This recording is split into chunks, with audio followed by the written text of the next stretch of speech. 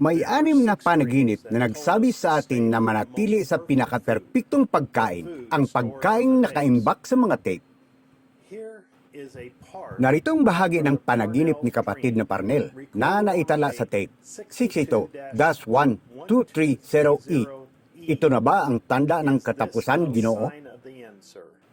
At pagkatapos, kapatid na Parnel, sinabi niya na sinabi ko sa kanya, kapatid na Parnel, magsimula ka at ang unang lugar na pupuntahan mo ay si Sipura. Sipura. Sipura nangahulugang gitling o huminto o kung ano paman. Sabi ko, huwag kang manatili roon. Pagkatapos pumunta ka at makakakita ka ng isang matandang babae at pagkatapos huwag kang huminto roon. Pumunta ka ulit. Makakita ka ng isang tunay na matandang babae, huwag kang huminto roon. At sa lahat ng oras naroon kami, nagsasalita ako, naglalakad kami sa niebe. At sabi ko, pumunta ka hanggang sa matagpuan mo ang aking asawa. At kapag natagpuan mo ang aking asawa, huminto ka roon. At sinabi niyang tumingin siya at wala na kami sa niebe, sa disyerto at nawala ako. At lumingon siya at nakita niya ang kanyang asawa nga nagbubumba ng tubig mula sa isang balon. At ang isang ministro ang humihila sa kanya para hilahin siya palayo sa bomba. Pinagmamasdan siya ng babae at naggising siya. Narito ang interpretasyon ng iyong panaginip at maaari ko sanang sabihin sa iyo ng gabing iyon. Ngunit tumalikod na lang ako. Kaya namang si Sipura at isang matandang babae at isa pang tunay na matandang babae. Iyon ay mga simbahan. Kita mo? At si Sipura ay talagang ang asawa ni Moises. Si Sipura at napansin natin na sinabi ko sa kanya na huwag tumigil sa kanila gaano ba man sila katanda. Sila ay mga organisasyon, huwag tumigil sa kanila. Nabubuhay sila sa kanilang panahon. Ngunit kapag lumapit siya sa aking asawa na siyang aking simbahan na isunugo sa akin ni Jesus Kristo, ito sa huling araw na ito at narito ito, tumigil ka dyan. Salamat kapatid ni Branham. Kami ay bahagi ng iyong simbahan na pinagsuguan ka ni Jesus Kristo ngayon. At hindi namin papayagan ang sinumang ministro na lumayo sa amin mula sa buhay na tubig ng buhay ang mensaheng ito sa mga tape. Magandang umaga, ngayon ay Sabado, Pebrero 28, 2026. Ngayon, ang mga agila ay nagtitipon sa sulat mula sa Branham Tabernacle. Minamahal na berhing salitang nobya. Nakaupo ako rito ngayong umaga na nakadarama ako ng labis na pagpapahid habang nakikinig, binabasa at pinag-aralan kong itong mensaheng ito na diringgin ng nobya sa linggo. Ang aking buong pagkatao ay pinahiran. Bumubula ang puso ko sa sobrang kagalakan. Alam kong magtitipong tayong lahat mula sa buong mundo na may parehong pagpapahid na ito. Tayo ay magsasaya, magpupuri sa Panginoon, sabay-sabay, habang nagsasalita siya sa bawat isa sa atin at inihahayag ang kanyang salita. Ang pagpapahid ay magiging napakadakila na magkakaroon ng mga hiyawan at sigawan. Hallelujah! Amen! Purihin ang pangalan ng Panginoon sa buong mundo ng sabay-sabay habang binabagtas natin ang langit ng ating mga papuri at pagsamba.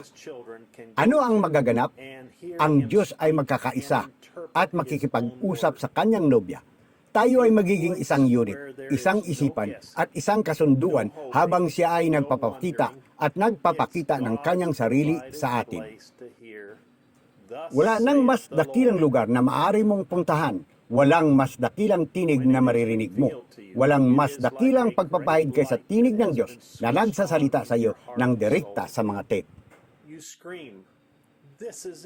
Binantayan ng Diyos ang kanyang salita mula pa sa simula at naglaan ng lugar kung saan maaaring mapunta ang lahat ng kanyang mga anak at marinig siyang magsalita at bigyang kahulugan ang kanyang sariling salita.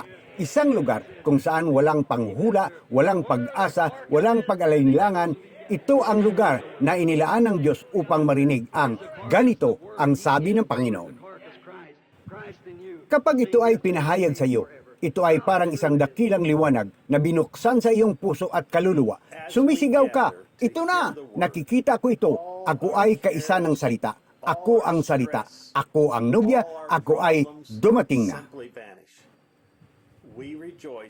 Nangyayari ito at hindi nila ito alam. Kita mo, iyon na nga. Kita mo? Oo, Ginoo, sapagkat kung saan naroon ang sariwang karni, doon magkakatipon ang mga agila. kasing tiyak ng mundo. Kita mo, iyan ang sinabi nito. Ano ang sariwang karne? Ang salita. Siya ang salita, ang sariwang karne, si Kristo na nasa iyo, ay siya rin kahapon, ngayon, at magpakailanman. Gaano ito katotoo? Habang nagtitipon tayo upang makinig sa salita, lahat ng ating mga alalahanin, lahat ng ating stress, lahat ng ating mga problema ay naglalaho lamang. Nagagalak tayo habang napagtanto natin na wala tayong dapat ipag-alala. Tayo ang kanyang nobya, hindi lamang siya kasama natin, kundi siya ay nasa atin. Tayo ang binhi ng salita ng nobya.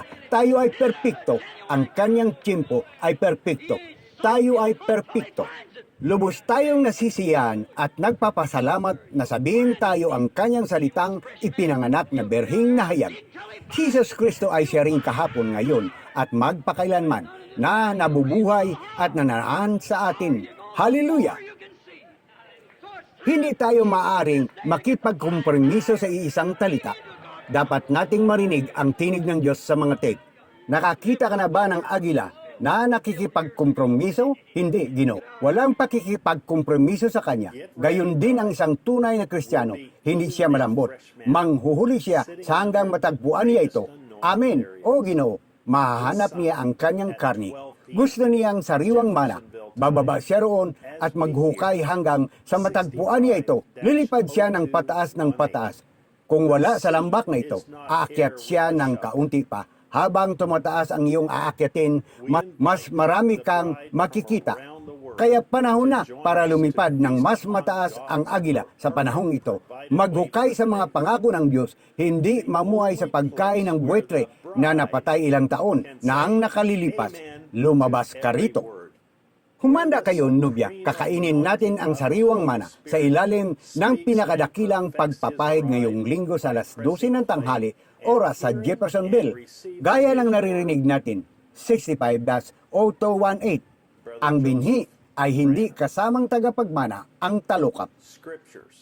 Inanyayahan namin ang nobya mula sa buong mundo na sumama sa amin upang magpista sa perpektong inilaan ng Diyos para sa araw na ito, ang tanging lugar kung saan ang nobya ay maaaring magsabi ng amen sa bawat salita, kung saan ang kataas-tasang pagpapahid ng banal na espiritu ay nagsasalita at nagpapaperpekto sa kanyang nobya sa pamagitan ng pagpindot sa play at pakikinig at pagtanggap sa kanyang salita.